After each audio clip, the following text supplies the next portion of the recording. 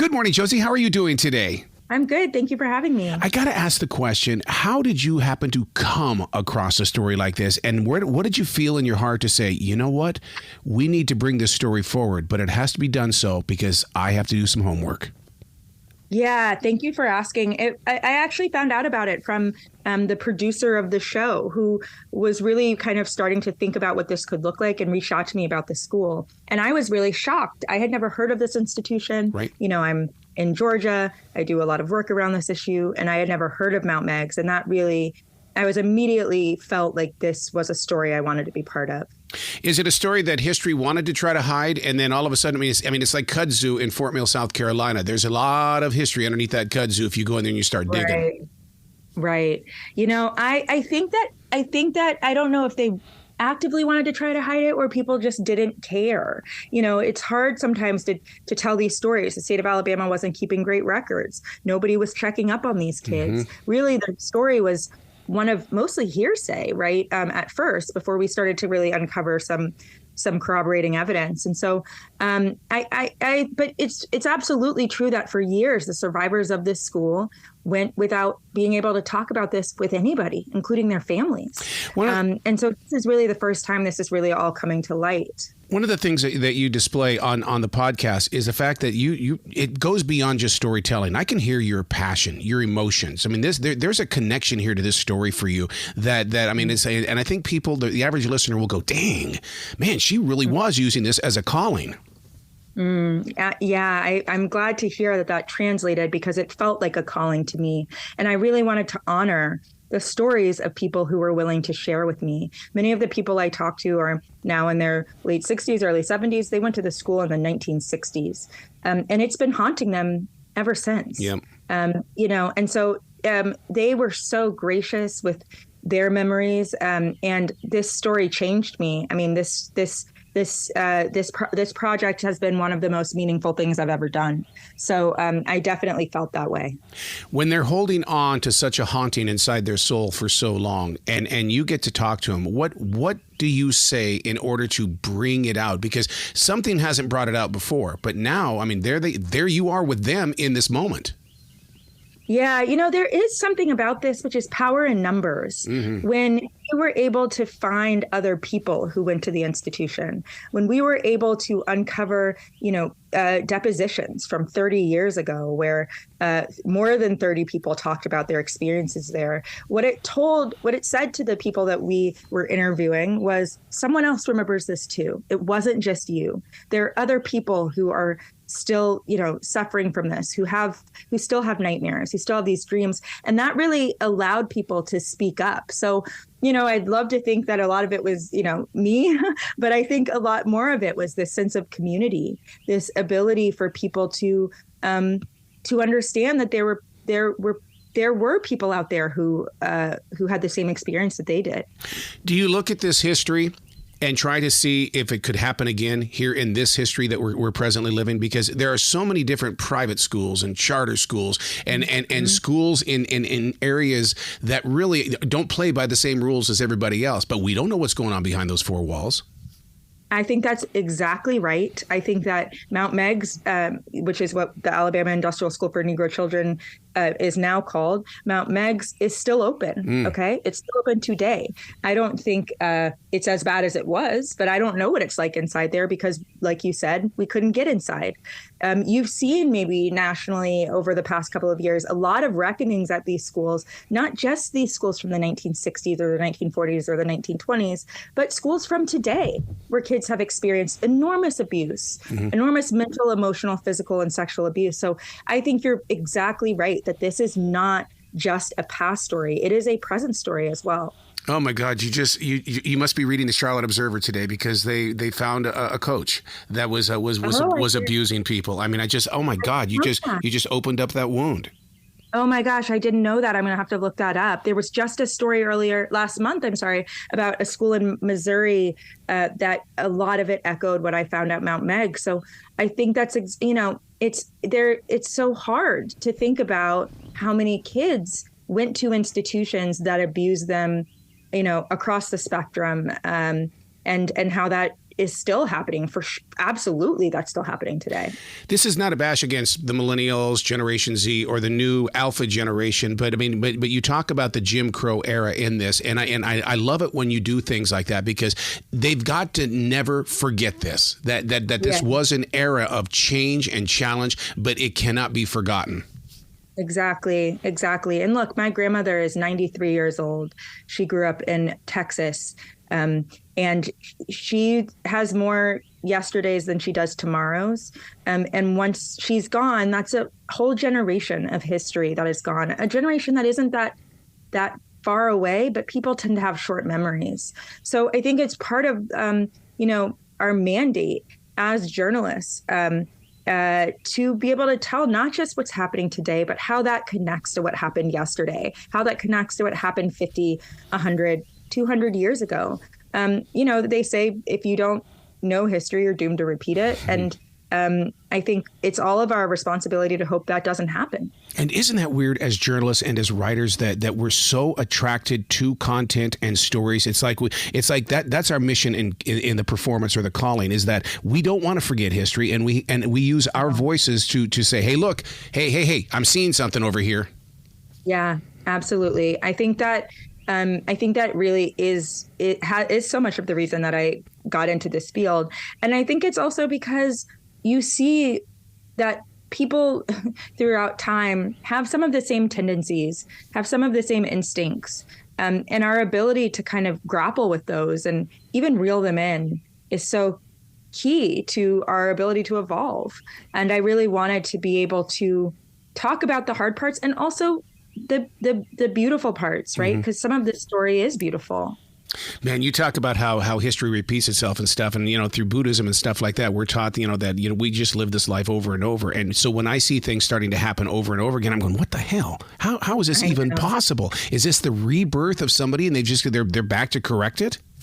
Right. Yeah. It so often feels like that, and to me, it also feels like people feel like they're experiencing something for the first time because we're not very good at talking about the past. We're not very good at teaching these stories. So I do think that, the arc of history, I hope it, bends towards justice, but it only bends towards justice if we talk about the failures of our past. In a very blessed way, in order to heal the history of the South, because we've got a big reputation down here. Don't we have to uncover those things that help create this history, get it out there to have a conversation so it can heal properly? I think that's right. And the reason I think that's right is because it's important for us to recognize that good people can do terrible things, that institutions can incentivize really terrible behavior, right? And that people made mistakes in some ways in order so that we don't have to. Grappling with history, it's really a blessing. It's not a curse.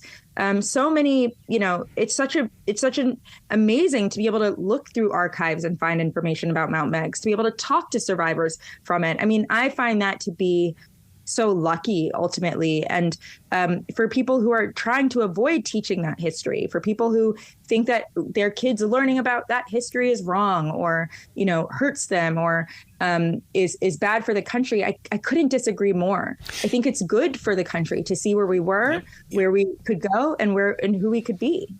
As you're digging in that information, do you find yourself there seems to be a mental sickness with leaders in the way that I have the power, you must do as I say, and or else. And it just, from being a coach to martial arts to schools and things, who, if you're ever given power, it always seems like they're going down because something happened.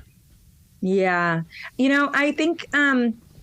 I think that is true for a lot of people, certainly not everybody, but a lot of people. And I think it's especially true at institutions like Mount Meigs, because not only are they children and seen as kind of helpless and easily influenced, but they were also considered, quote unquote, bad children. And I'd like, to point out that for a lot of these kids, they were sent to Mount Meigs for missing curfew, for skipping school. They were not sent to Mount Meigs for some sort of horrible action, right? But they were considered bad kids. And when we deem people as bad, as evil, we are so much more willing to mistreat them, even children. And you can really see that there and at this institution.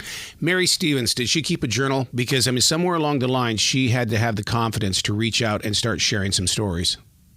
You know, she didn't keep a journal. Wow. She had those stories in her head, and she felt moved in 1968. She ran away with 4 other girls. She was caught by the police.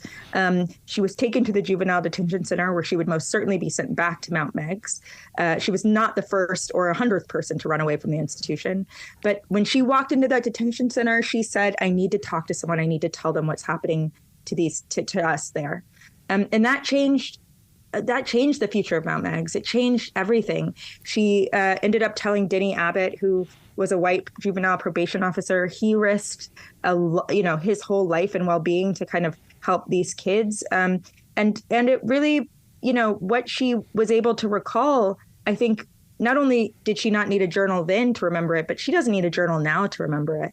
They went through some things that I don't think they can ever forget. When you're opening up a story like this and you're starting to get sound bites, word gets around that, Josie's up to something. Has somebody approached you and looked at you and said, what are you doing? What are you doing? No, That's good. I think Mount Meigs has not wanted to let me in the doors. I can say that. I don't think the state of Alabama is too thrilled with me right now. But in general, people have been, which I think in some ways is almost equally disconcerting, which is that they're shocked. The people who live in Montgomery are shocked, right? People who, live down the street from Mount Meigs are shocked to know what was happening there and what could still be happening there, because, again, this institution is still open. I think what I have been met with mostly is gratitude from people who went there, who never got to talk about this with anybody and are just relieved that there, are other people, other survivors that they can now kind of create more community with.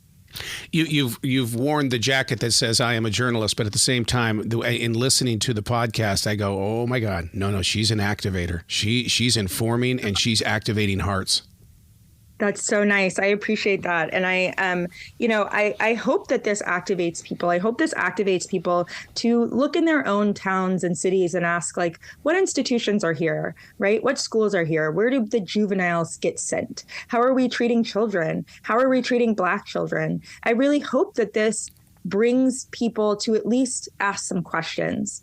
Because if the reason people get away with stuff like this, especially now, back then, a lot of the reason they got away with it is because it was Alabama in the 1960s. Mm-hmm. Now, I hope that Alabama is a little bit better than it once was, but people get away with what they're able to hide. And so this is kind of the mandate of journalism, right? To try to bring everything to the surface. Oh, and that is what I'm trying to do. Oh, yeah. Back in the 40s, 50s, and 60s, if newspapers became that little thing that you had to go to the library to look up on the film, and then they would bury a news story in television. These days with podcasters, you're actually talking to 2035, 2055 and up. Yeah, I think it is kind of amazing, the reach. But I also would say what I'm also finding is that back then we had better funded local journalism. Yep. And so now I think even for people and papers in the Alabama area, which are doing so many good things with what they have a lot less, right? And this is what happens also when we watch local journalism get defunded, basically fall apart. The stories like Mount Meigs, who's going to tell them if we don't fund journalism, if we don't, if we don't actually see as our own community that this is part of democracy. This is part of accountability. The timing, the pausing, only because I'm a producer as well, is that you've got to know where in the story, the recorded interview, where is the story, how to present the story, and where in the podcast do I put it so that I still have that continuing of a listener, that continuation of them being there for the next episode. Yeah, well, I have to say, we had such an incredible team. The School of Humans team, the iHeart team, Gabby Watts, our producer, was incredible and really was able to kind of put this story together to make the puzzle pieces fit. We went through a lot of drafts of this story. We took out a lot of stuff. We took out some of the hardest parts because we want this to be bearable for people to listen to, but we also wanted to really accurately tell what happened to these kids. And Gabby especially was able to do that so masterfully. I'm glad you brought up iHeart because I'll tell you what, a lot of history that has been lost here is that I was there when Bob Pittman said that there's this new thing we're doing and we're going to call it iHeart. And it's like, we're going to build it. And to see how they are so incredibly in touch with the depth of history as well as everything growing forward I'm so proud of what they're doing with real people. Absolutely. I think, this is a hard story to get behind, right? You really have to take a leap of faith to say, yeah, let's try to tell this. Let's try to make this a project. Let's spend some time on this story. And I cannot express my gratitude among iHeart, among the production partner, School of Humans, again, among the producer, that they were willing to invest in this, because I really hope it will change the lives, at least of survivors of that institution. As a writer, it digs inside your soul. How many times have you sat on that computer, your fingers stop and your eyes are filled with water?